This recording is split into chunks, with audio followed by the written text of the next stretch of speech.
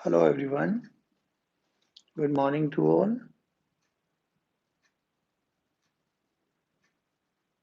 चले गाइस, तो जल्दी मुझे बता दीजिए क्या आवाज और पिक्चर क्लियर है?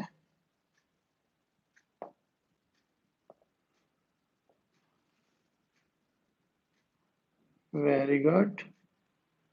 चलिए,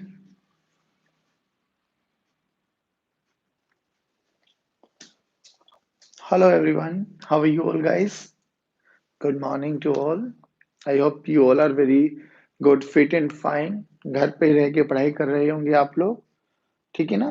सुबह सुबह की क्लास, फिजिक्स की class, very interesting, very good, perfect. चलिए, तो गाइस आज हम बात करने वाले हैं जो टॉपिक हम लोगों का कल स्किप हो गया था बिकॉज ऑफ कनेक्टिविटी। आज हम स्टार्ट करने वाले मोशन अंडर ग्रेविटी, और ये वन डायमेंशन मोशन भी बोला जाता है। फिर अब हम इसके बारे में थोड़ा बेसिक एनालिसिस करेंगे और इसको बहुत अच्छे तरीके से पढ़ने वाले हैं। इसमें वो तीनों ही इक्वेशन और मोशन का यूज करने वाले हैं जो हम लोगों ने 9th स्टैंडर्ड में पढ़ी थी, ठीक है ना? कब कब उन इक्वेशंस को यूज करते हैं उसका भी अभी इस वीडियो में हम पता लगेगा कि how to use that equation of motion, किस कंडीशन में, किस सिचुएशन में यूज करते हैं। तो हाँ, परफेक्ट परफेक्ट। Hello everyone. तो गाइस सभी बच्चों को एक बार ही मैसेज कर दीजिए कि फिजिक्स की क्लास स्टार्ट हो गई है, टाइम इज रनिंग आउट। तो हम जल्दी अपनी क्लास को स्टार्ट करने वाले हैं। नहीं नहीं नहीं, नॉट नॉट येट। वंश अभी नहीं कराई रिलेटिव वेलोसिटी। रिलेटिव वेलोसिटी से पहले ही वेक्टर पढ़ाया है, ठीक है ना? देखो, मैं आपको एक चीज क्लियर कर देता हूँ। आपकी बुक्स में जैसे सीक्वेंस गिवन है ना, और जो सीक्वेंस मैंने बनाया वो थोड़ा डिफरेंट है। हम लोगों ने अभी तक क्या क्या चीजें पढ़ी है, देखिए, हम लोगों ने ग्राफ पढ़ लिया, हम लोगों ने डिफरेंशिएशन पढ़ लिया, हम लोगों ने इंटीग्रेशन पढ़ लिया, और अभी हम लोगों ने वेक्टर्स पढ़ा है। तो ये हम लोगों ने फिजिक्स विद मैथ्स, है ना? ये कुछ मैथ्स के वो टॉपिक है जो हम लोगों को फिजिक्स समझने के लिए बहुत चाहिए, मतलब फिजिक्स को इजी बना देता है अगर हमें इन चारों चीजों की नॉलेज है तो। कौन कौन? Vectors, differentiation, integration and graph. तो ये चारों ही चीजें हम लोगों ने एक अच्छे लेवल पे खत्म करने की कोशिश की है, और उतना जितना अभी हम लोगों को जरूरत है। जैसे जैसे हम क्लासेस को आगे कंटिन्यू करते चले जाएंगे, हम अपना लेवल धीरे धीरे धीरे धीरे धीरे धीरे बढ़ाते चले जाएंगे। तो अभी ये मत समझना कि ग्राफ, वेक्टर्स, डिफरेंशिएशन, इंटीग्रेशन बस यही होता है ना, ये बहुत वास्ट है, वेरी वास्ट। बट अभी के लिए हमें जितनी जरूरत है हम लोगों ने उतना सीख लिया। उसी के बेस पे हम अपने लेक्चर को आगे कंटिन्यू करने वाले हैं। परफेक्ट ना? हाँ, वेरी गुड। हेलो जी, हेलो एवरीवन। ठीक है, ठीक है। हाँ, अब मैं ये बोल रहा हूँ कि देखिए, जो बच्चे अब की क्लास अटेंड कर रहे हैं वो इतना मेक श्योर कि उनको डिफरेंशिएशन आता हो, इंटीग्रेशन आता हो, ग्राफ आते हो और वेक्टर्स आते हो। ये चारों ही चीजें जिनको आते हैं ना, वो बच्चे के लिए तो ये क्लास है बेनिफिशियल। जिन बच्चों को नहीं आते वो अभी की क्लास अटेंड कर लो। उसके बावजूद मुझे व्हाट्सएप पे मैसेज भेज देना, I will send you the link of the related video. जिन भी बच्चों को जो भी डाउट्स है, ठीक है ना, उन वीडियोस का लिंक मैं आपको शेयर कर दूंगा। बट आपको वो वीडियोस जरूर देखनी है, तभी यहाँ आप कनेक्टिविटी बना पाएंगे। चलिए, without any wasting more time, तो हम आज की क्लास स्टार्ट करते हैं। एक लास्ट रिक्वेस्ट है सभी बच्चों को कि अपने अपने फ्रेंड्स को जल्दी जल्दी बोल दीजिए कि जल्दी आइए, ज्वाइन कीजिए क्लास को। चलिए, ठीक है ना? चलिए, तो मोशन अंडर ग्रेविटी जैसा कि हमारा नाम ही रिप्रेजेंट कर रहा है, लेकिन इसको स्टार्ट करने से पहले हम कुछ बेसिक चर्चा करते हैं कि हमने ये 1D क्या लिखा है। ये 1D represents your one dimension motion, यानी कोई भी एक पार्टिकल जो एक सीधे रास्ते में बात कर रहा हो, स्ट्रेट लाइन। और फिजिक्स की टर्म में हम इसको रेक्टिलिनियर का भी नाम देते हैं, ठीक है ना? कोई भी पार्टिकल। अब सर हमें कैसे पता लगेगा कि कौन पार्टिकल वन डायमेंशन कर रहा है, कौन पार्टिकल टू डायमेंशन कर रहा है, कौन पार्टिकल थ्री डायमेंशन कर रहा है ना? Now this is the point. अब इस पॉइंट को वेरीफाई करने के लिए हम लोगों ने क्या देखा है, देखिए, अभी हम लोगों ने वैसे भी बहुत बारी डिटेल में बात कर ली थी कि रियलिटी में जब भी आप लोग देखोगे ना, तो हम लोगों को जो पढ़ना है ना, वो वेलोसिटी, एक्सेलरेशन एंड डिस्प्लेसमेंट, इन तीन चीजों पे सबसे ज्यादा एम्फेसाइज करना है। देखिए वेलोसिटी, एक्सेलरेशन और डिस्प्लेसमेंट की अगर मैं बात करूँ तो तीनों ही वेक्टर क्वांटिटी है, तो पहले बताया था वेक्टर का आना बहुत ज़रूरी है। तीनों ही वेक्टर क्वांटिटी है तो सर वेक्टर का रिप्रेजेंटेशन ये रहा। ठीक है ना बच्चों? अब हमने बात करी थी जब ग्राफ थ्योरी भी पढ़ी थी तो हम लोगों ने देखा था कि अगर मैं ये बोलता हूँ कि कोई पार्टिकल एक्सेलरेटेड है, कोई भी पार्टिकल एक्सेलरेटेड है, तो क्या मैं ये बता सकता हूँ क्या इतनी स्टेटमेंट से कि वो वाले पार्टिकल की वेलोसिटी बढ़ेगी या घटेगी? तो आंसर है नहीं। क्योंकि हम एक ही कंडीशन में चीज़ों को जस्टिफाई कर सकते हैं, अगर मुझे एक्सेलरेशन के साथ-साथ वेलोसिटी की भी डायरेक्शन गिवन है। जैसे फॉर एग्ज़ाम्पल कि ये कोई भी एक पार्टिकल है जिसका मास m है, इस डायरेक्शन में मूव कर रहा है हैविंग सम वेलोसिटी v और एक्सेलरेशन भी इसी डायरेक्शन में। ध्यान से देखना बच्चों, velocity and acceleration are parallel to each other. Parallel to each other है तो बच्चों थीटा की वैल्यू बताइए कितनी बनेगी? थीटा की वैल्यू बनेगी 0। अब एक्सेलेरेशन का मतलब क्या होता है? एक्सेलेरेशन का मतलब देखिए, और फिर भी हम जितने भी क्वेश्चंस अभी करने वाले ना बच्चे, वो यूनिफॉर्म एक्सेलेरेशन के बारे में बात करने वाले। यूनिफॉर्म, यूनिफॉर्म का मतलब समझ में आ गया कि टाइम के चेंज होने से एक्सेलेरेशन में कोई भी चेंज नहीं होगा। लेट्स से अगर मैंने बोला कि मेरे एक्सेलेरेशन ऑफ द सिस्टम है 2 मीटर पर सेकंड स्क्वायर और इनिशियल वेलोसिटी है मेरे पास 2 मीटर पर सेकंड। इनिशियल, जब भी आपके पास इनिशियल वर्ड आया, अभी इन चीजों पे ना ध्यान देखना क्योंकि काइनेमेटिक्स इन वन डायमेंशन, जब भी वन डायमेंशन के न्यूमेरिकल करने वाले हो ना आप लोग, तो ये सब चीजों का ध्यान रखना है आपको। तो इनिशियल वेलोसिटी का मतलब होता है t इक्वल्स टू 0, यानी t इक्वल्स टू 0 पे उसकी वेलोसिटी है 2 मीटर पर सेकंड, उसके पास एक्सेलरेशन है 2 मीटर पर सेकंड स्क्वायर और बोला गया कि दोनों ही वेलोसिटी एंड एक्सेलरेशन एक ही डायरेक्शन में लग रही है। अगर वेलोसिटी एंड एक्सेलरेशन दोनों एक ही डायरेक्शन में लगेगी तो यहां से आपको सबसे पहले याद रखना है बच्चे कि वेलोसिटी हमेशा इंक्रीज होगी। अब ये 2 मीटर पर सेकंड स्क्वायर का मतलब क्या है, वो थोड़ा सा समझने की कोशिश कीजिए कि हर एक सेकंड में वेलोसिटी दो है जो है ना, वेलोसिटी जो है पार्टिकल की वो 2 मीटर पर सेकंड बढ़ती चली जाएगी। यानी t इक्वल्स टू 0 पे उसकी 2 मीटर पर सेकंड है, तो t इक्वल्स टू 1 पे कितनी हो जाएगी बच्चे? 2 मीटर और ऐड कर दो इसमें, 2 मीटर पर सेकंड तो 4 हो गई, 4 मीटर पर सेकंड। अगले 1 सेकंड में और कितनी हो जाएगी? फिर 2 से बढ़ जाएगी, तो 6 मीटर पर सेकंड। ये होता है यूनिफॉर्म एक्सेलरेशन का मतलब। यूनिफॉर्म एक्सेलरेशन या कांस्टेंट एक्सेलरेशन का मतलब क्या हुआ कि वेलोसिटी हर एक पर्टिकुलर इंटरवल में, interval of 1 second to it may be of any second, जो भी उसको डिफाइन किया गया होगा, तो उस पर्टिकुलर इंटरवल में हर एक फिक्स अमाउंट के साथ बढ़ती चली जाने वाली है। ये होता है हमारे पास यूनिफॉर्म एक्सेलरेशन या you can say constant acceleration. अब मैं बात करता हूं कि जब भी ऐसी सिचुएशन बनेगी, ध्यान से देखना कि velocity and acceleration both are acting in the same direction. अगर वेलोसिटी एंड एक्सेलरेशन एक ही डायरेक्शन में लगने वाले हैं तो कभी भी पार्टिकल की वेलोसिटी जीरो नहीं हो पाएगी इस केस में यानी velocity and acceleration if acting on the body in if acting on a body in the same direction, तो उस केस में पार्टिकल की वेलोसिटी कभी भी जीरो नहीं होगी और पार्टिकल की वेलोसिटी लगातार बढ़ती चली जाएगी। कितने फैक्टर से? जो भी फैक्टर हमें गिवन होगा। बात समझ में आई ना? Very good, perfect perfect perfect perfect. अब सुनिए, फिर हम लोगों ने बोला, देखिए सबसे पहली कंडीशन ये।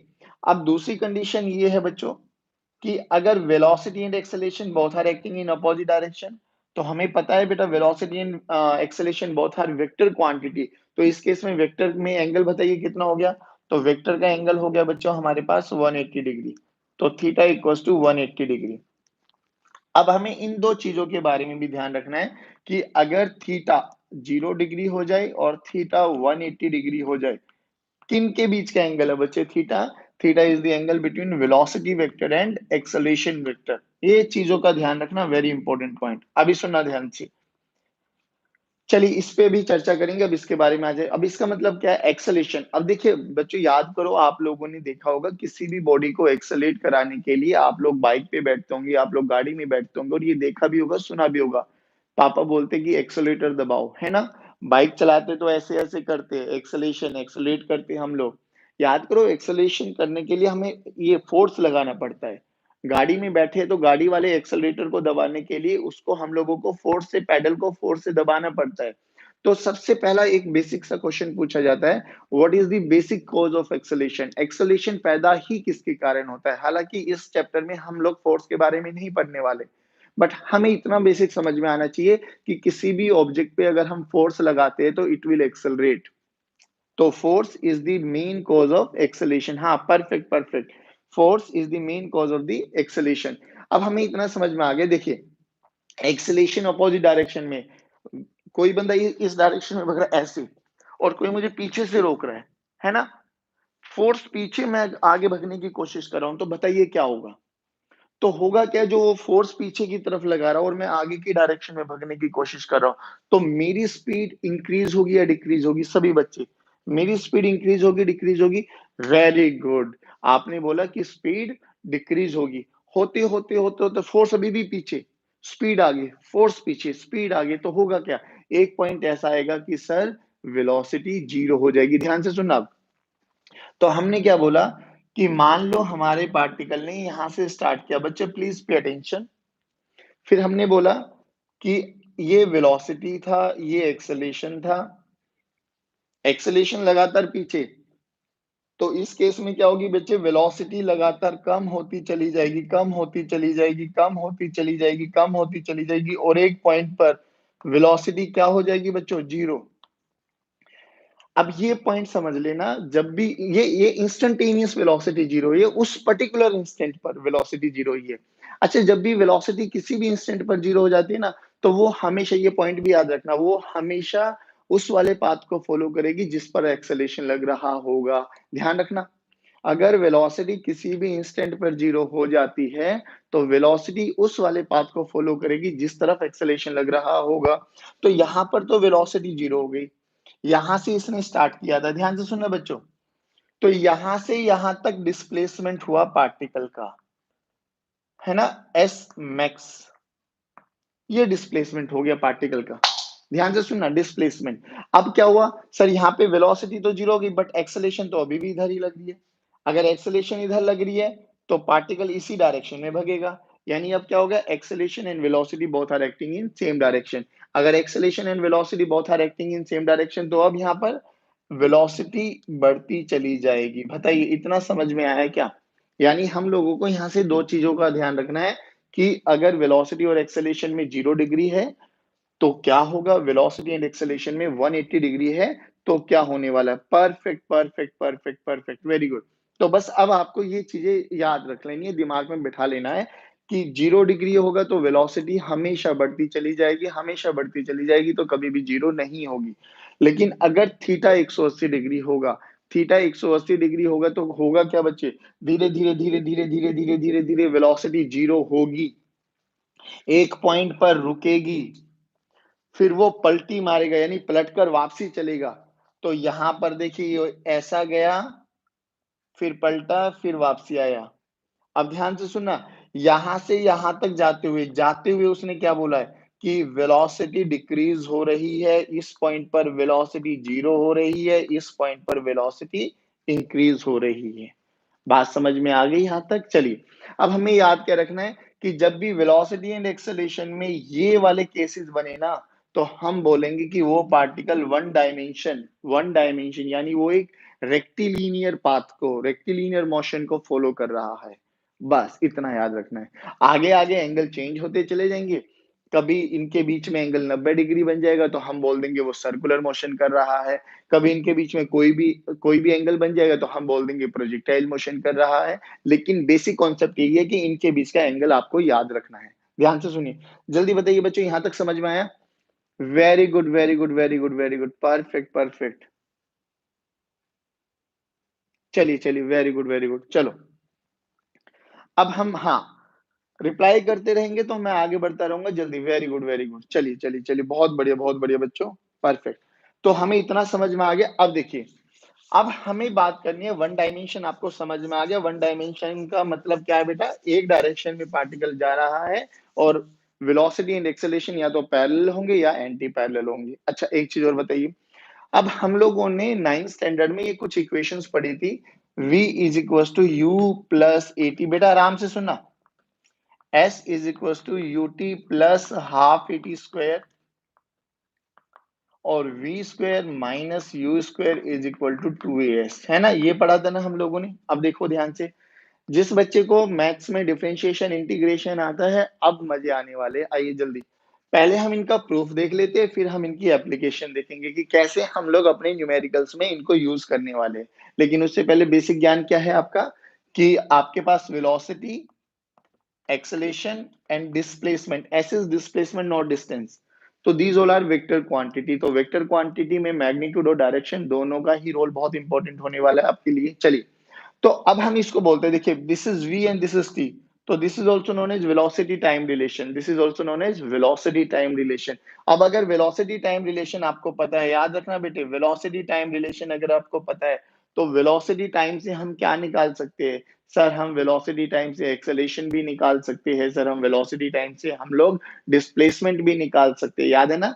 तो अब देखिए, एक्सेलेरेशन का एक फॉर्मूला हम लोगों ने ये भी देखा था, dv बाई dt, याद है? तो अगर आपको समझ में आ जाएगा, this is known as your instantaneous acceleration.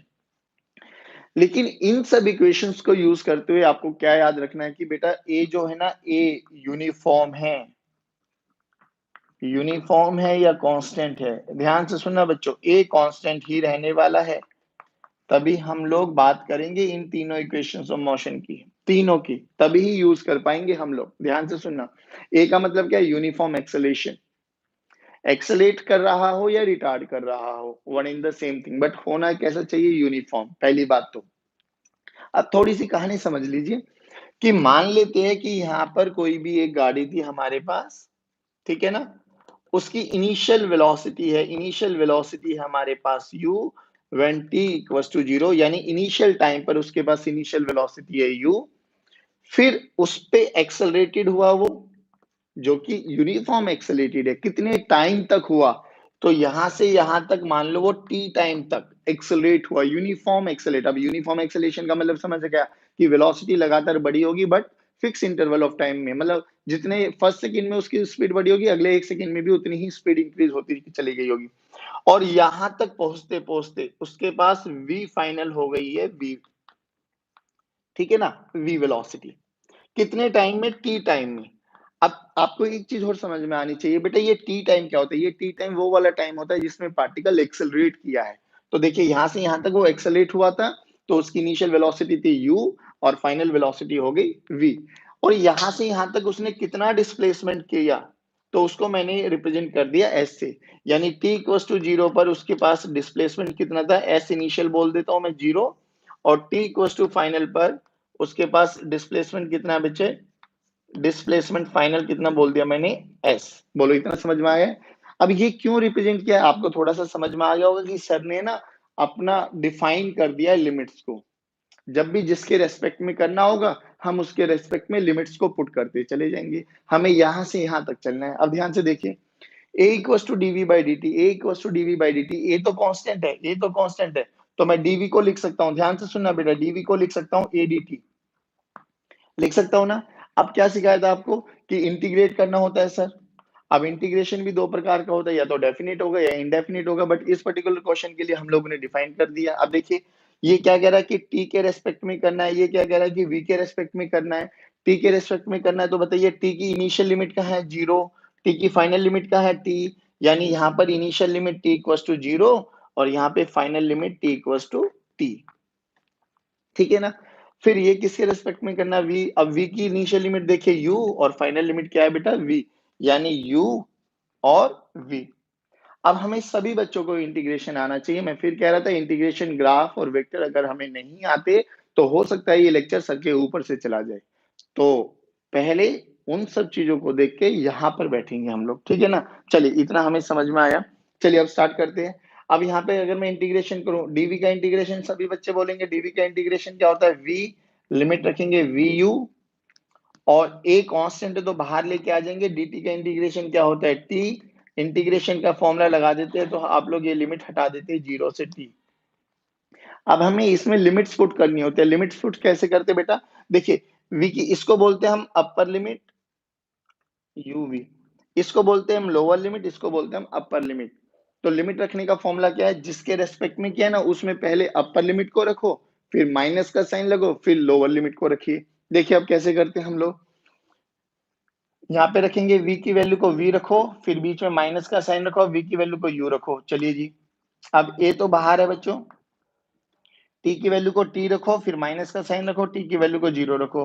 तो ये क्या आ गया बच्चे हमारे पास v minus u, this is equal to at। ध्यान से देखो बच्चों, u को अगर मैं उस तरफ शिफ्ट कर दूं तो v equal to u plus at। लो जी, ये वेलोसिटी टाइम रिलेशन भी बोलते हैं बेटा इसको ना, और ये हम लोगों ने इंटीग्रेशन का यूज करके इसको प्रूफ भी कर लिया। जल्दी बताइए, क्या आप लोगों को समझ में आया? Very good, perfect perfect perfect. चलिए, अब ये लिमिट्स हमारी सेम रहेंगी। अब आगे बढ़ते हैं। अब सेकंड इक्वेशन का देखा ना, सेकंड इक्वेशन क्या कहती है बच्चों? सेकंड इक्वेशन कहती है हमारे पास एसओटी रिलेशन, यानी displacement time relation. Displacement time relation, और डिस्प्लेसमेंट टाइम रिलेशन अब क्या देता है सर? डिस्प्लेसमेंट टाइम रिलेशन तो वेलोसिटी देता है। चलिए जी, तो मैं लिख सकता हूँ velocity this is equal to ds by dt। देखो बच्चे, यहाँ पे डिस्प्लेसमेंट मैंने s माना है तो ds बाई dt लिख दूंगा। x मान के चलते तो आप लोग क्या लिख देते? dx by dt। टेंशन ना लेना, बिल्कुल भी बात समझ में आ रही है ना? अगर ये x equal to u t plus half t square लिखते तो क्या लिख देते? dx by dt। तो नहीं, नॉट वरी अबाउट दैट। चलिए, अब क्या करो, अब v into d t this is equal to ds, फिर इंटीग्रेट करते हैं हम लोग। लेकिन अभी अभी हम लोगों को एक चीज समझ में आई, सर v की वैल्यू तो अभी अभी हम लोगों ने कैलकुलेट करी है u प्लस at, तो v की वैल्यू को तो यहाँ पे पुट कर दो बच्चों। चलिए जी, करते हैं, सभी बच्चे करेंगे। तो अगर मैं v की वैल्यू, अब देखना यहाँ पर एलजेब्रा का लो लगेगा, u प्लस एटी और पूरे के साथ ब्रैकेट में चलेगा dt। याद रखना बच्चे, ये कई बच्चों की आदत होती है, वो एटी dt लगा देता है, यू को बेचारे को ऐसे ही छोड़ देता है। नहीं भाई, एलजेब्रा लो लगाइए जो हम लोगों ने 9th-10th में पढ़ा है। और यहाँ पर क्या गया? Integration of ds। अब इसको थोड़ा और अच्छे से अगर मैं बात करूं तो ये देखना क्या हो गया, अब dt को मल्टीप्लाई करो u dt। अच्छा, बीच में प्लस है ना, तो हम इंटीग्रेशन अलग अलग भी कर सकते हैं, plus at dt this is equal to ds। चलिए, अब लिमिट्स आपको पहले ही डिफाइन कर दिए हम लोगों ने। यहाँ पे लिमिट्स बताइए किसके रेस्पेक्ट में? s के रेस्पेक्ट में। s की इनिशियल लिमिट कितनी है बच्चों? 0। फाइनल कितनी है? s, तो ये तो हो जाएगी 0 से s। t की लिमिट 0 से t, 0 से t, और यहां पर भी 0 से t। देखिए, ठीक है ना? अब u को बाहर ले लीजिए, dt का integration with respect to t कितना होता है सर? t होगा ये तो। चलो, u को बाहर ले लीजिए, dt का t, लिमिट 0 से t। अब यहाँ a को बाहर ले लीजिए, t dt, t की पावर कितनी है बच्चे? 1। तो इंटीग्रेशन में पावर ऐड होता है और उसी पावर से डिवाइड करते हैं। तो यहाँ पे क्या आ जाएगा बेटा? a टी स्क्वायर बाई 2, और लिमिट क्या है? 0 से t। चलिए, अब देखिए ds का इंटीग्रेशन क्या हो जाएगा बच्चों? सभी बोलेंगे ds का इंटीग्रेशन क्या हो जाएगा? वेरी गुड सर, s और 0 से s। अब हमें लिमिट्स पुट करनी है बस। अब लिमिट पुट कैसे करेंगे देखना, वही सेम प्रोसीजर है, जिसके रेस्पेक्ट में किया उसकी लिमिट अपर, फिर माइनस, फिर लोअर। चलिए, तो u को एज इट इज रखो बच्चों, t माइनस 0 प्लस a, 2 को कॉमन ले आओ क्योंकि कांस्टेंट है। अब देखिए, t का स्क्वायर की वैल्यू रखनी है, तो पहले t के स्क्वायर को t का स्क्वायर रखो, फिर 0 का स्क्वायर रखो। This is equal to s minus 0। देखो इक्वेशन क्या बन गई? ut plus half a t square, this is equal to s। ये सेकंड इक्वेशन का प्रूफ हो गया हम लोगों के लिए। बताइए, यहां तक कोई डाउट बचे किसी भी बच्चे को? हाँ, परफेक्ट परफेक्ट, वेरी गुड। चलिए, तो अब हम लोगों के पास दो इक्वेशंस तो आ गई, v equals to u plus a t, s equals to u t plus half a t square. Perfect perfect, चलिए चलिए चलिए, वेरी गुड वेरी गुड। अब आइए आगे बढ़ते हैं बच्चे। आगे बढ़ते हुए हमें तीसरी इक्वेशन निकालनी है, और तीसरी इक्वेशन क्या है बेटा? V square minus u square is equals to 2as। अब ध्यान से देखो तो ये वेलोसिटी और डिस्प्लेसमेंट का रिलेशन है। अभी तक जितनी भी इक्वेशन देखी थी उसमें टाइम था, वीटी और एसटी का रिलेशन आ रहा था, है ना? लेकिन याद करो, ये वी और एस क्या होता है? अब please pay attention, this is again a very important formula. हमें एक्सेलरेशन का तो फॉर्मूला पता है sir, d v by d t होता है, लेकिन हमें v और s का रिलेशन चाहिए। v और s का रिलेशन हमें नहीं पता। तो बच्चे हमने क्या किया, हमने इसको ना, इस इक्वेशन को ds से मल्टीप्लाई और ds से डिवाइड कर दिया। ग्राफ में आपको यही सब चीजें बताई थी हमने, dv बाई dt dx से मल्टीप्लाई dx से डिवाइड। घबराने की कोई आवश्यकता नहीं है, दोनों का मतलब सेम ही है, वहां पर भी x हम लोगों ने डिस्प्लेसमेंट लिया था, है ना। अब देखिए, तो ds बाई dt क्या हो जाएगा, ds बाई dt क्या हो जाएगा, अभी अभी कैलकुलेट करा आप लोगों ने v, अभी अभी कैलकुलेट किया, ये रहा v। तो एक्सेलेरेशन का फॉर्मूला क्या हो गया बेटा, इसको v रखो इंटू dv बाई ds, या इसको भी क्या लिख सकते हैं बेटा, v dv बाई dx। मैं फिर कह रहा हूं, दिस वाला formula is very very very very very very very important. अगर IIT जेई और नीट के बारे में बात करते हो तो इस फॉर्मूले से रिलेटेड पक्का पक्का पक्का क्वेश्चन आते हैं, पक्का। अगर क्वेश्चन आएंगे तो वन डायमेंशन से, तो पक्का क्वेश्चन डालते हो। चलिए, अब हमें इतना समझ में आ गया। चलिए भैया, अब देखिए, ये वाला फॉर्मूला तो रट लेना बच्चे हमेशा, एक्सेलेरेशन के अलग अलग फॉर्मूले होते हैं, उनमें से एक फॉर्मूला ये भी है। अब हमें इतना समझ में आ गया कि सर ए का फॉर्मूला क्या बना बच्चे, v d v by d s, ठीक है ना। अब देखिए, एक्सेलेरेशन कांस्टेंट है, इसको इधर लेके आ जाओ, a d s v d v. अब इंटीग्रेट कर दो, देखिए यहाँ पे v के टर्म्स में है, v की ही वेलोसिटी, v ही है, v के टर्म्स में है, कोई चलेगा। अब v के लिमिट्स देखिए क्या है, v की लिमिट है u इनिशियल और v फाइनल, s की क्या है, 0 और s, a को बाहर ले लीजिए, ds का इंटीग्रेशन s, लिमिट 0 टू s। अब देखिए v की पावर 1 है, v के ही रेस्पेक्ट में करना है, तो v की पावर 2 बाई 2, लिमिट क्या हो जाएगी बच्चों, u और v। अब फिर दोबारा s को एक बार s पुट कीजिए और एक बारी माइनस फिर 0। चलिए जी, 1/2 बाहर लेके आ जाइए। अब देखो, v की पावर v स्क्वायर, बीच में माइनस साइन, अब v की वैल्यू को u रखो तो u स्क्वायर। तो यहां से देखो 2 इधर लेके आ जाए तो 2as, this is equal to v square minus u square. ये हम लोगों ने तीनों इक्वेशन ऑफ मोशन प्रूव कर दी बाय यूजिंग इंटीग्रेशन मेथड, लेकिन कंडीशन क्या है बच्चे, एक्सेलेरेशन कांस्टेंट है सर हमारे पास। बताइए यहां तक कोई doubt. Perfect, very good. Acceleration क्या रहने वाली है बच्चे, कांस्टेंट रहने वाली है आपके पास। चलिए जी, बहुत सुंदर। अब हम थोड़ा और आगे बढ़ते हैं। अब देखिए, हमें इनकी प्रैक्टिकल एप्लीकेशन यूज करनी है, जिसका हमारे टॉपिक का नाम है मोशन अंडर ग्रेविटी। हाँ, तो जो ये तीनों इक्वेशन हम लोगों के पास आ गई, तो मोशन अंडर ग्रेविटी में आप एक बात बताइए ना बच्चे, हमने तो दो ही चीजों के बारे में पढ़ी है कि या तो वेलोसिटी और एक्सेलेरेशन एक दूसरे के पैरेलल रहेगा या एक दूसरे के एंटी पैरेलल रहने वाला है, इतना तो हमें समझ में आता है। अब now my question is, acceleration due to gravity में एक्सेलेरेशन क्या होता है, एक्सेलेरेशन बताइए पहले। मोशन अंडर ग्रेविटी में एक्सेलेरेशन की वैल्यू क्या हो जाएगी, एक्सेलेरेशन की वैल्यू, जैसे हम लोगों ने एक्सेलेरेशन की वैल्यू को ए रखा था ना, ए, कि कोई भी पार्टिकल एक्सेलेरेट करेगा लीनियर डायरेक्शन में तो उसको ए लिख दिया था। अब मैं इस चौक को अगर ऊपर फेंकूं तो ये वापसी नीचे आती है। चौक मैंने ऊपर फेंका तो उसकी इनिशियल वेलोसिटी किधर है, ऊपर।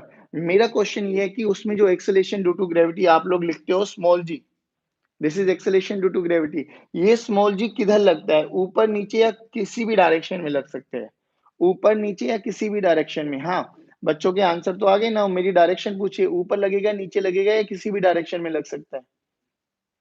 हाँ, अच्छा, उत्तम ने बोला अपवर्ड, अर्चित ने बोला जी, लखन ने बोला डाउनवर्ड। ओके, देखिए बच्चों, हमेशा ध्यान रखना, एक्सेलेरेशन ड्यू टू ग्रेविटी तो हमेशा towards the centre of the अर्थ लगने वाला है, हमेशा, हमेशा। और सेंटर ऑफ द अर्थ नीचे है भाई, ऊपर नहीं है रे, पहली बात तो ध्यान रखना, नीचे है, नीचे। तो ये चीज का हमेशा ध्यान रखो। आपकी वेलोसिटी किसी भी डायरेक्शन में हो सकती है, लेकिन एक्सेलेरेशन ड्यू टू ग्रेविटी तो हमेशा नीचे लगने वाला है। देखो ध्यान से, मैंने ऐसे फेंका तो भी एक्सेलेरेशन ड्यू टू ग्रेविटी नीचे, मैं ऐसे फेंकूंगा ऐसे किसी एंगल पर तो भी एक्सेलेरेशन ड्यू टू ग्रेविटी नीचे। दो चीजों में क्लियर कर लेना अपनी चीजों को। देखो, तो पहली बात तो यहाँ पर हम जहां जहां, अब ये एक्सेलेरेशन ड्यू टू ग्रेविटी आप लोगों ने 9th स्टैंडर्ड में यूज किया होगा, 9th स्टैंडर्ड में, कि ये वेरी करता है, ऊपर भी जाते हैं तो भी, डेप्थ में जाते हैं तो भी, याद है ना आप लोगों को। तो सर ये कांस्टेंट कैसे बना, सर ये तो वेरी करता है, जैसे कि हमारे सभी टीचर्स ने बताया था हम लोगों को कि ऊपर जाएँगे, हाइट पे जाएँगे तो भी जी की वैल्यू कम करेंगे, नीचे जाएँगे तो भी जी की वैल्यू कम करेंगे। लेकिन सर आप तो ये कह रहे हो कि ये कांस्टेंट मतलब ये वाले फ़ॉर्मूले जो हम यूज़ करने वाले वो कांस्टेंट एक्सेलरेशन के लिए लगाएँगे, तो जी तो वेरिएबल है। अब मेरी बात सुनना बच्चों, जी में इस एक्सेलरेशन ड्यू टू जी में ना हम 3 पैटर्न बनाते हैं। Up to 10 kilometre, up to 10 kilometre, 10 to 500 kilometre और अबव 500 किलोमीटर।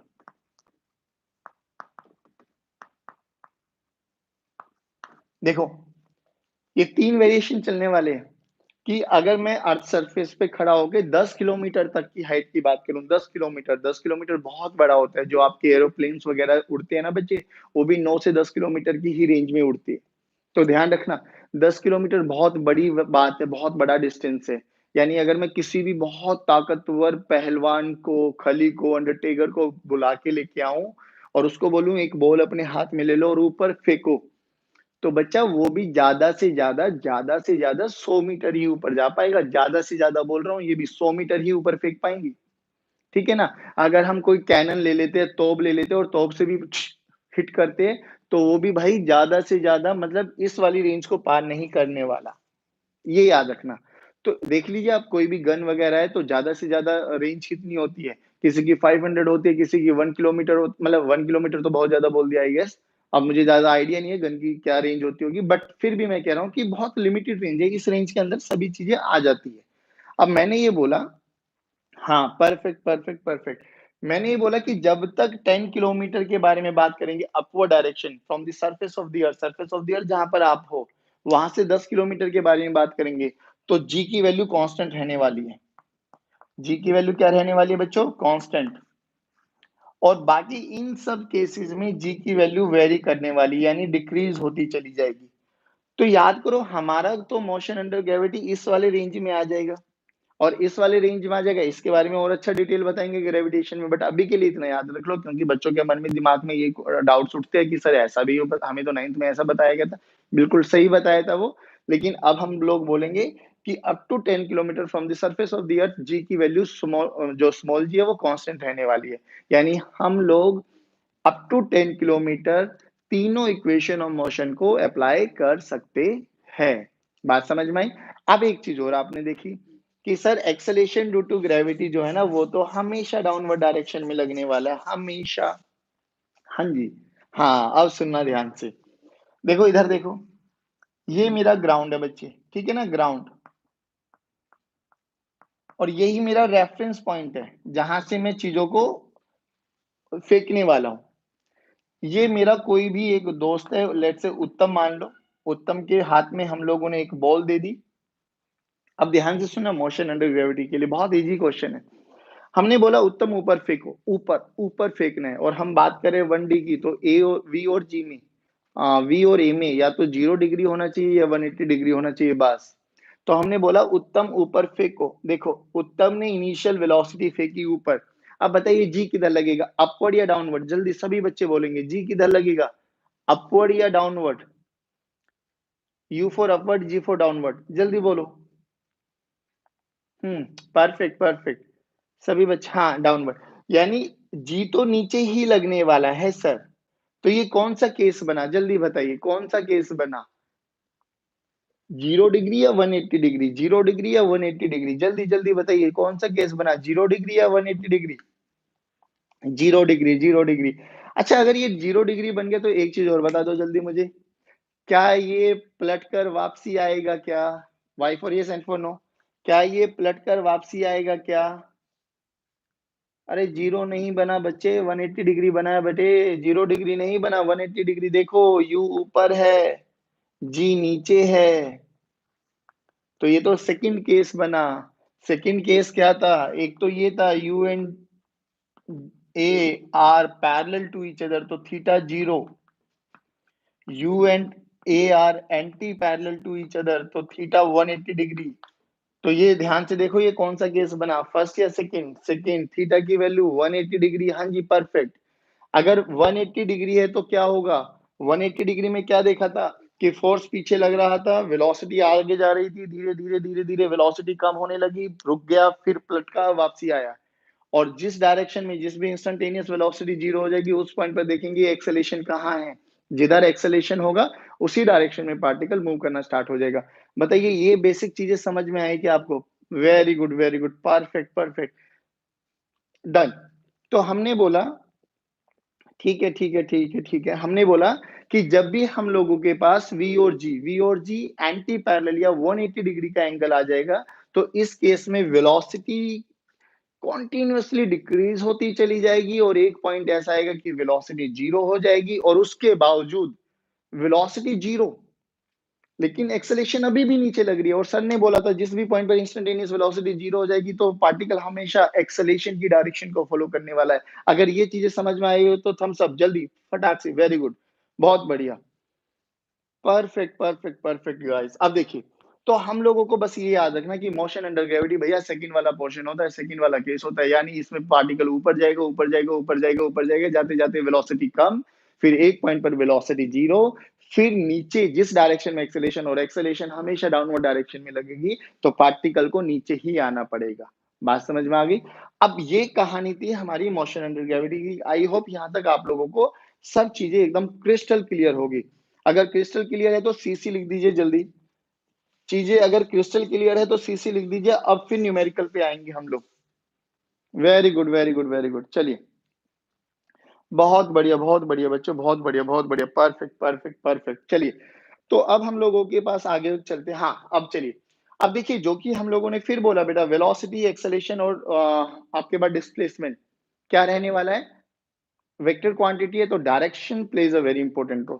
अब बिल्कुल नोमेनक्लेचर देखो, जिस भी पॉइंट से आपने ऑब्जेक्ट को फेंका, जिस भी पॉइंट से आपने ऑब्जेक्ट को फेंका, उसको आप रेफरेंस पॉइंट मान लो या ओरिजिन कंसीडर कर लो, जैसा आपको लगे अच्छा, उसको आप ओरिजिन मान लो। तो यहाँ पर हमारे उत्तम भैया ऊपर यहाँ खड़े थे, उत्तम भैया के हाथ में ये बॉल थी हमारे पास, भैया को बोला गया ऊपर फेंको, जैसे ही भैया ने ऊपर फेंका, जी एक्ट करने लग जाएगा, एक्सेलरेशन ड्यू टू ग्रेविटी लगने लग जाएगा और वो क्या करेगा, उसकी वेलोसिटी को कम करेगा। ध्यान से देखो, ऐसे फॉर एग्जांपल लेके चल लेते कि यहाँ पर वेलोसिटी मान लो 5 मीटर पर सेकंड थी, इनिशियल वेलोसिटी, जैसे ही उसने फेंका यानी एट t इक्वल टू 0 पर उसकी वेलोसिटी कितनी थी 5, लेकिन जैसे ही 5 वेलोसिटी से ऊपर गया तो जी तो नीचे लगा। अरे जी नीचे लगा तो क्या हुआ, वेलोसिटी लगातार कम होगी, यानी 5 के बाद क्या हो जाएगी, 4 3 2 1 0। वेरी गुड, यानी मान लेते इस पॉइंट पर आकर उसकी फाइनल वेलोसिटी क्या हो गई, 0।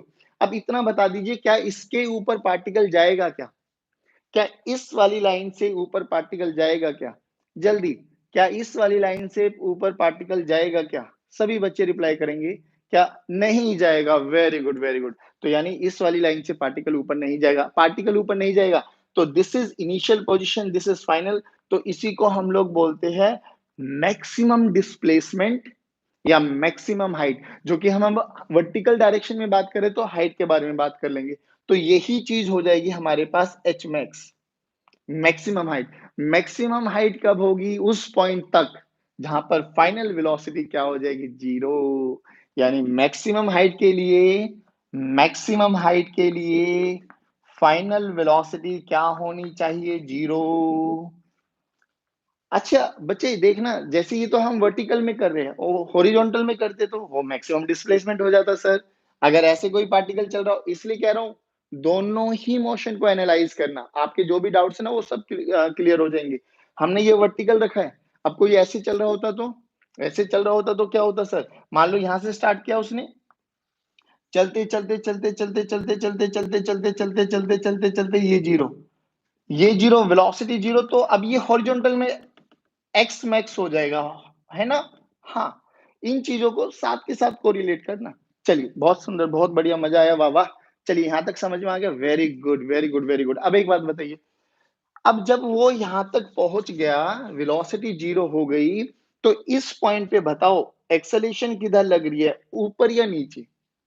इस पॉइंट पे बताइए, वेलोसिटी तो 0 हो गई, एक्सेलरेशन किधर लग रही है, ऊपर या नीचे? U for upward, D for downward, ऊपर या नीचे, ऊपर या नीचे, सभी बच्चे बोलेंगे अपवर्ड या डाउनवर्ड। नीचे नीचे, वेरी गुड वेरी गुड। नीचे लग रही है तो पार्टिकल क्या करेगा सर, नीचे आएगा। यानी सर जी भी नीचे लग रहा है और इसकी वेलोसिटी भी नीचे, यानी ऊपर से नीचे आते हुए u and g, v and g both are acting in the same direction, तो वेलोसिटी इंक्रीज होगी, वेलोसिटी इंक्रीज होगी। बात समझ में आया? अच्छा एक बात और बताइए, लास्ट चीज, जब उत्तम ने फेंका यानी ऐसे गया और वापसी उत्तम के हाथ में आ गया, है ना? ऐसे फेंका और वापसी आ गया, ऐसे फेंका और वापसी आ गया, तो बताइए नेट डिस्प्लेसमेंट कितना हुआ? सभी बच्चे रिप्लाई करेंगे, नेट डिस्प्लेसमेंट कितना हुआ? नेट डिस्प्लेसमेंट कितना हुआ? Very good Sagar, very good, perfect perfect perfect, बहुत सुंदर, बहुत बढ़िया बच्चे। अरे यार, यू गाइस आर एफ से रॉकिंग, परफेक्ट परफेक्ट बच्चे, परफेक्ट। चलिए, अरे वाह, तो ये चीजें समझ में आ गई अब हम लोगों को। अब देखिए बहुत बेसिक सा क्वेश्चन है, क्वेश्चन करते हैं, दोबारा सुनिए। एक्सेलेरेशन वेलोसिटी याद रखना है। अच्छा, वेक्टर क्वांटिटी, अब हम लोगों को क्या करना है, जो कि हमने ये ओरिजिन मान लिया ना, ओरिजिन मान लिया बच्चों, तो ओरिजिन से ऊपर वाली चीजों को आप चाहो तो पॉजिटिव मान लो और नीचे वाली चीजों को क्या मान लो, नेगेटिव। देखो मैं फिर कह रहा हूं, डायरेक्शन चूज करना मेरी मर्जी है, मेरी मर्जी। आप बोल रहे हो कि ऊपर पॉजिटिव नीचे नेगेटिव, ठीक है। एक बच्चा बोला मैं क्यों मानूं, मैं तो हमेशा उल्टा चलूंगा। तो मैंने सर, वो सर ने ऊपर पॉजिटिव माना तो मैं नीचे मानू, उसने नीचे ऊपर नेगेटिव मान लिया और नीचे क्या हो जाएगा उसका अल्ट, मतलब ऑटोमेटिकली पॉजिटिव हो जाएगा। तो डायरेक्शन का भी ध्यान रखना है। चलिए, अगर ये बेसिक नोमेनक्लेचर उसको समझ में आ गया, आपको समझ में आ गया, तो कुछ और थीसिस इस पे करते, कुछ और रिसर्च करते। चलिए एक न्यूमेरिकल के साथ, चलिए अब न्यूमेरिकल देखिए, बहुत सिंपल सा न्यूमेरिकल है। इसलिए कह रहा हूं कि चीजें ना आप लोगों के लिए ऐसे डिजाइन की गई है कि किसी भी पॉइंट पर फिजिक्स में कोई भी डाउट नहीं आने वाला आपको, किसी भी पॉइंट पर। बस आपको तो थोड़ा सा पेशेंस, और फिर कह रहा हूं hard work, hard work and hard work. No other shortcut to success, केवल और केवल हार्ड वर्क आपका होना चाहिए। बड़ी शिद्दत के साथ, बड़ी ईमानदारी के साथ, जो सर लोगों ने कराया उन पे विश्वास करके उस वाले ट्रैक को फॉलो करो, सक्सेस झक मार के आपके पीछे आएगी, पक्का। देखो, ठीक है ना? अब इतना आप लोगों को समझ में आ गया। कुछ बच्चे लेट जगे, भाई साहब सभी बच्चों से रिक्वेस्ट है कि वो टाइम से पहले क्लास को ज्वाइन कर लिया करें, क्योंकि अभी देखा था मैंने कि कुछ बच्चे बहुत लेट उठ रहे हैं। बेटा अपना ही लॉस कर रहे हो। अनडाउटेडली रिकॉर्डेड लेक्चर है आप लोगों के पास, बट जो लाइव क्लास में इंटरेक्शन का मजा आता है ना, वो आप लोग फील नहीं कर पाएंगे। इसलिए कह रहा हूँ सभी बच्चों से बिल्कुल एक रिक्वेस्ट है कि 9 o'clock शार्प, 9 o'clock फिजिक्स की क्लास के लिए अपना पहले से ही अलार्म सेट कर लिया कीजिए। फिजिक्स का कोई भी एक लेक्चर स्किप हो गया ना, अगले दिन से बिल्कुल ऐसा जीरो बटा सन्नाटा बैठना स्टार्ट कर दोगे कि हमें क्या हो रहा है, हमें फिजिक्स समझ में नहीं आती। और शाम को शार्प 7 o'clock, ये दो टाइमिंग्स अपने कैलेंडर में, अपने अलार्म में सेट कर लो कि 9 बजे और 7 बजे गाड़ी वाले सर आएंगे आप लोगों के पास, उनके दर्शन करने हैं आप लोगों को। परफेक्ट, चलिए बहुत सुंदर। तो अब हम बात करते हैं, हाँ वेरी गुड परफेक्ट परफेक्ट। चलिए अब देखिए, अब हम लोगों ने बात करी है, ये लो न्यूमेरिकल के साथ करते हैं। अब हमने बोला कि भाई प्रज्ञा को ले लेते हैं। अब हम लोग, प्रज्ञा हमारी बच्ची है, ये रही प्रज्ञा, पी फॉर प्रज्ञा। प्रज्ञा को बोला कि प्रज्ञा आप ना ये उसी बॉल को, अब ध्यान से सुनना बच्चे, हम इस पे रिसर्च कर रहे हैं अब हम लोग, कि हम लोग और यहाँ से क्या क्या इंफॉर्मेशन गेन कर सकते हैं। हमने बोला प्रज्ञा कि आप ना इस वाली बॉल को लीजिए और ऊपर फेंकिए, ठीक है। प्रज्ञा ने इसको u40 मीटर पर सेकंड की स्पीड से फेंका। मैं फिर कह रहा हूं, अगर ये चीजें आपको क्लियर हो गई ना बेटा, तो आपको 2 डायमेंशनल यानी projectile motion, very very tough topic है, लेकिन अगर ये चीजें समझ में आ गई तो ऐसे चुटकियों में खत्म करेंगे, चुटकियों में। देखना ध्यान से, हाँ परफेक्ट परफेक्ट, वेरी गुड। चलिए, तो हमने बोला कि हमारे पास u की वैल्यू 40 किलोमीटर है। अच्छा, g की वैल्यू आपको समझ में आती है ना, 9.8 होती है, 9.8 मीटर पर सेकंड स्क्वायर।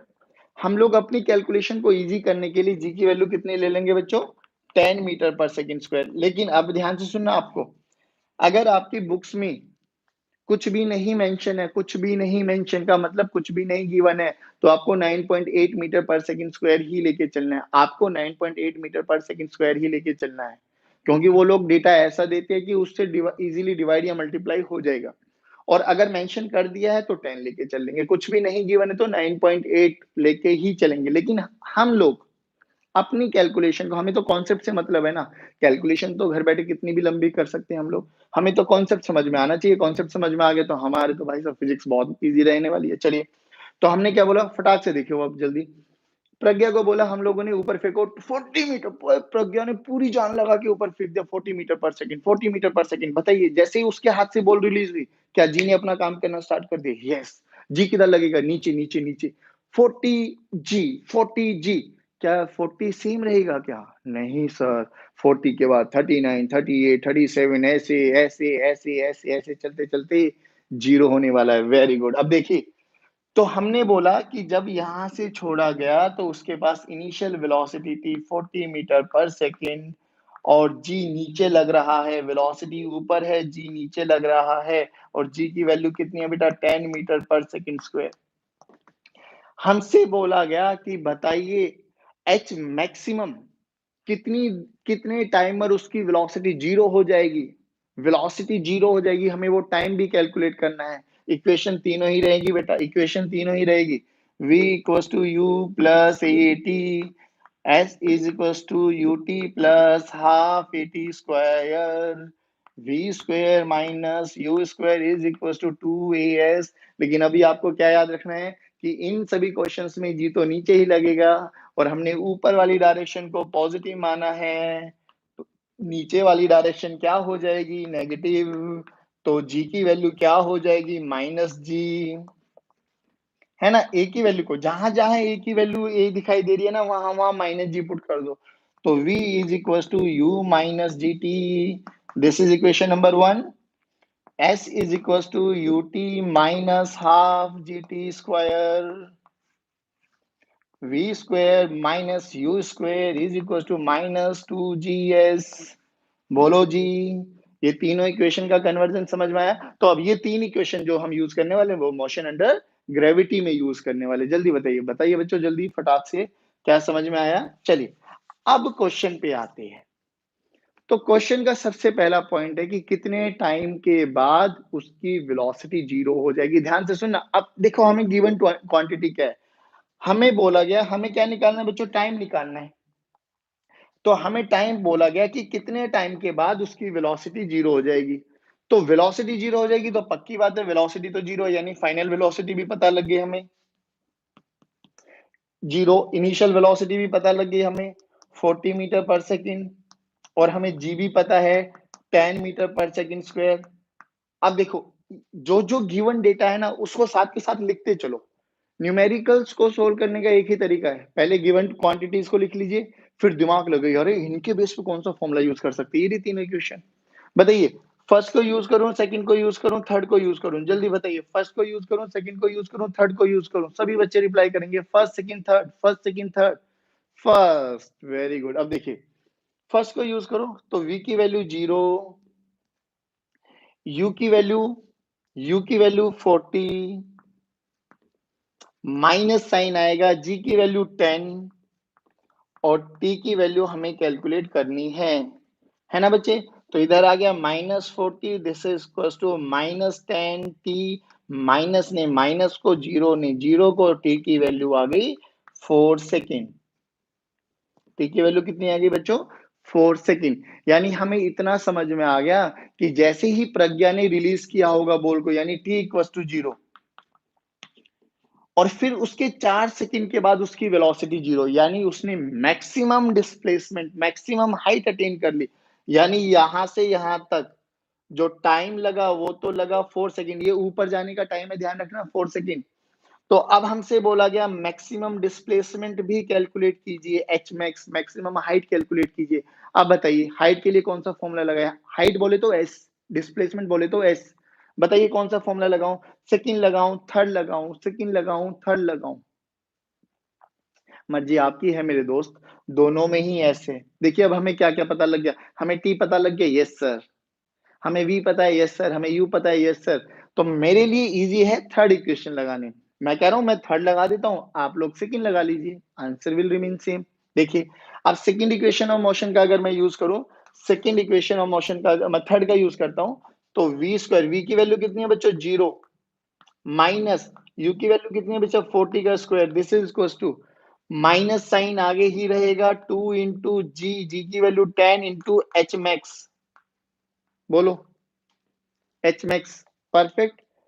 हाँ दोनों लगा सकते हैं, बिल्कुल बहुत बढ़िया जवाब दिया आप लोगों ने। चलिए अब देखिए ये क्या आ गया बेटे, -40 into 40, this is equal to -20 into h max.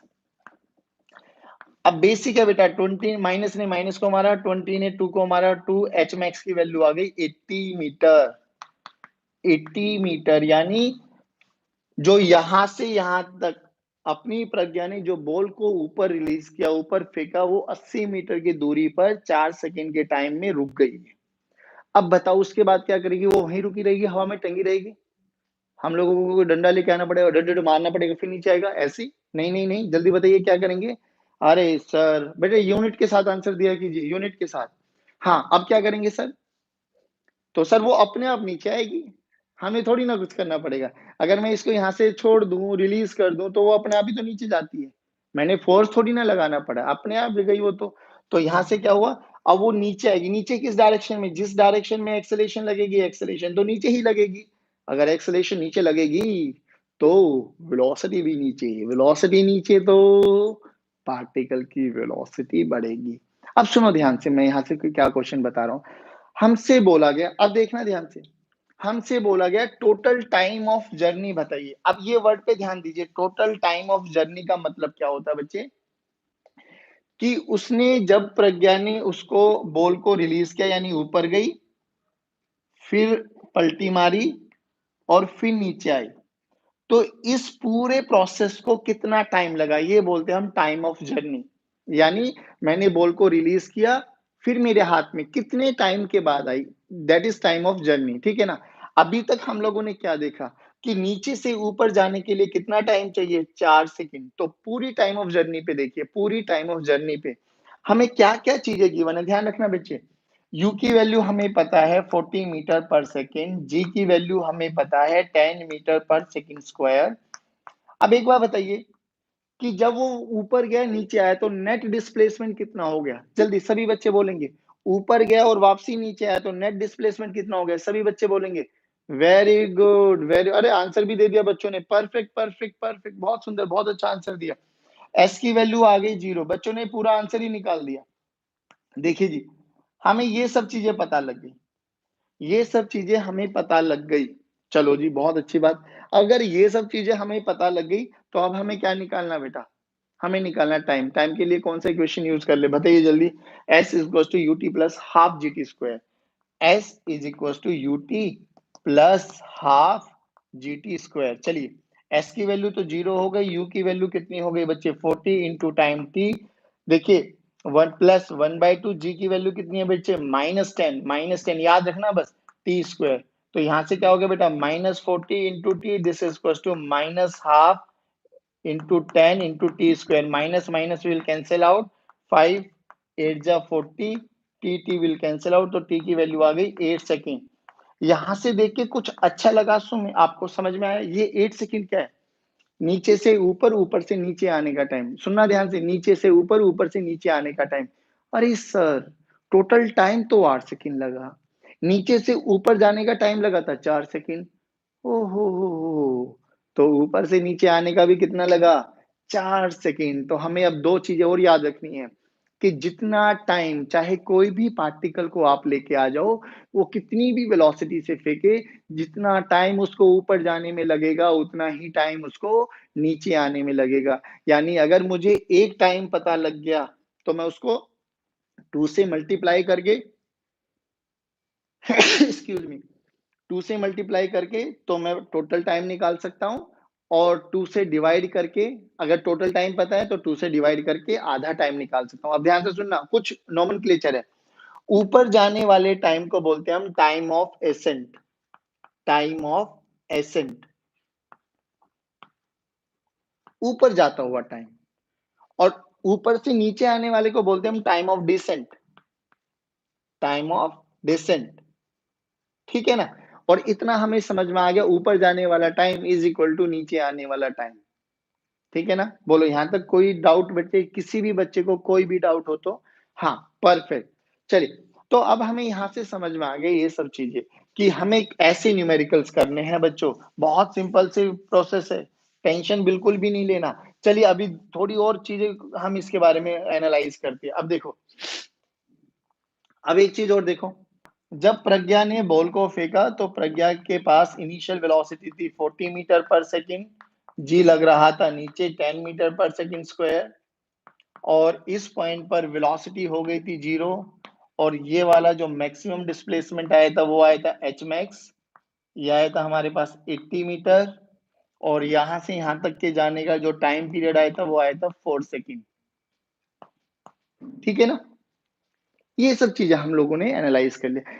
एक चीज और पूछता है कि भैया जब यहां पर तो वेलोसिटी 0 थी, एक्सेलेरेशन भी नीचे लग रहा था, तो जिस पॉइंट पर वो प्रज्ञा के हाथ यानी प्रज्ञा उस बॉल को कैच करेगी, क्या वो वाली वेलोसिटी भी कैलकुलेट कर सकते हो? यानी velocity before hitting the hand of the Pragya, क्योंकि जैसे ही हैंड को टच कर लेगी तो वो तो 0 हो जाने वाली है ना?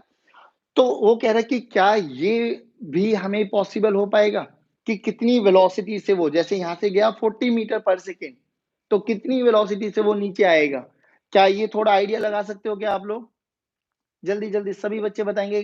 थोड़ा बहुत गैस लगा सकते हो आप लोग कि कितनी वेलोसिटी से आने वाला है वो? कितनी वेलोसिटी से आने वाला है? वेरी गुड, वेरी गुड, सभी बच्चे रिप्लाई करेंगे। हाँ, बताइए, आंसर बताइए, कितनी वेलोसिटी से आने वाला है? चलिए। हाँ, very good, very good, very good, perfect, perfect, perfect. बहुत बढ़िया जवाब दिया बच्चे। सर देखिए, फ्रैंकली स्पीकिंग, जितनी वेलोसिटी से फेंका है ना, उतनी ही वेलोसिटी से वापसी आएगा। Now this is your homework question. ये आपको करना है ट्राई। कराने के लिए मैं करा दूंगा, अभी 1 सेकंड लगेगी मुझे तो। लेकिन मैं बोलता हूं कि आप लोग ट्राई करना। आंसर मैंने बता दिया कि इस टाइम पर वेलोसिटी 0 और इस टाइम पर जब वेलोसिटी कैलकुलेट करेंगे तो आंसर वही आएगा 40 मीटर पर सेकंड। तो आपको ना दो चीजें एनालाइज करनी है कि जब भी हम मोशन अंडर ग्रेविटी के बारे में बात करेंगे, when we are talking about the motion under gravity, तो जितनी वेलोसिटी से फेंका है ना, उसी पॉइंट को उतनी ही वेलोसिटी पे वो दोबारा से क्रॉस करने वाला है। ठीक है? जितना टाइम ऊपर जाने में लगेगा उतना ही टाइम नीचे आने में लगेगा। टॉप मोस्ट पॉइंट पर वेलोसिटी कितनी हो जाएगी बच्चों? 0। वही मैक्सिमम डिस्प्लेसमेंट हो जाएगा। अब इसमें ना अलग-अलग वेरिएशंस के क्वेश्चंस होते हैं। देखिए कैसे? जैसे अभी तो हमने ग्राउंड टू ग्राउंड देखा है। ग्राउंड टू ग्राउंड का मतलब ग्राउंड पे ही खड़े किए, ग्राउंड से ही बॉल को फेंकी, ग्राउंड पे ही आ गए। अब जरूरी थोड़ी ना हम ऐसे करेंगे, हम तो मजे लेने वाले बच्चे हैं। हमने अब क्या किया? अपने घर की छत पे चले गए, है ना? घर की छत से खड़े होके बॉल को ऊपर फेंका। अब एक तो तरीका वही आ जाएगा कि आपने छत से फेंका और छत से ही कवर कर लिया, या छत से फेंका और नीचे ग्राउंड पे आके बॉल गिरी है। तो ये क्वेश्चंस बनेंगे आपके पास। बात समझ में आ गई? बोलो, समझ में आ रही थोड़ी थोड़ी? तो इसमें अलग अलग वेरिएशंस चल सकते हैं अपने, तो need not worry about that. लेकिन अभी के लिए ये बताइए, क्या आप लोगों को जो पढ़ाया गया, जो समझाया गया, वो एकदम क्रिस्टल क्लियर हुआ क्या? सभी बच्चा रिप्लाई करेगा तो बहुत अच्छा लगेगा बच्चे। इसका बेसिक क्वेश्चन करने का तरीका मैंने बता दिया है कि हमारे पास जो 3 इक्वेशन ऑफ मोशन है, उसमें जी की ए की वैल्यू को बस हमें माइनस जी रखना है। डायरेक्शन हम लोगों की मर्जी है, लेकिन हम लोग प्रेफ़रेंस देते हैं कि ऊपर वाली को हम पॉज़िटिव मान लेते हैं, नीचे वाली को हम नेगेटिव मान लेते हैं, और उसके बावजूद हम लोगों को उन 3 इक्वेशन का यूज़ करते हुए कुछ बेसिक पैरामीटर्स कैलकुलेट करने होते हैं। टाइम पूछ लेता है, वेलोसिटी पूछ लेता है, किसी भी इंस्टेंट पे वेलोसिटी पूछ लेगा। बोले टोटल टाइम 8 सेकंड लगा ना, बोला बताओ 6 सेकंड के बाद कितनी वेलोसिटी होगी? अबे तो क्या इश्यू है, टी की वैल्यू को 6 ही तो पुट करना है ना हम लोगों को। तो ये सब चीज़ें हम लोगों को आनी चाहिए। बट फिर मैं कह रहा हूँ, आज का लेक्चर पूरा कॉन्सेप्चुअल बेस्ड था। जिन भी बच्चों को अगर समझ में आ गया है तो थम्स अप। सेकंडली, किसी बच्चे को हो सकता है थोड़ा बहुत डाउट रहा हो, तो वो जो डाउट रहेगा वो डिफरेंशिएशन इंटीग्रेशन की वीडियोज़ को एक बारी ज़रूर देखिए। आज का लेक्चर वैसे ज़्यादा इंटीग्रेशन डिफरेंशिएशन यूज़ किया नहीं है हम लोगों ने, बिल्कुल बेसिक एनालिसिस थी, वेक्टर की फॉर्म में, बिल्कुल प्योर वेक्टर। अब अगले चैप्टर्स में हम लोग आगे जो लेक्चर्स पढ़ने वाले हैं, उसमें सब में वेक्टर्स का यूज़ करने वाले हैं हम बहुत अच्छे तरीके से, परफेक्ट तरीके से। तो आज के लेक्चर को हम लोग यहीं वाइंड अप करते हैं। मिलेंगे शाम को 7 ओ क्लॉक, बट फिर वही रिक्वेस्ट है, शाम को सभी बच्चे देखिए इतनी मेहनत हो रही है, शाम को अगर आप लोग नहीं बैठते तो बड़ा दिल दुखता है। तो कोशिश करना अपने सभी दोस्तों को, अपने आस-पास जितने भी आपका फ्रेंड सर्कल है, सबको लिंक भेज दो, समाज सेवा होने दो, सब ब ब बच्चे बैठे पढ़ाई करो, चलो। तो अभी आपकी केमिस्ट्री की क्लास का टाइम हो गया है, चलिए, ओके गाइस, वही stay safe, keep watching videos, keep studying, keep doing hard work. God bless you. Take care. Bye bye.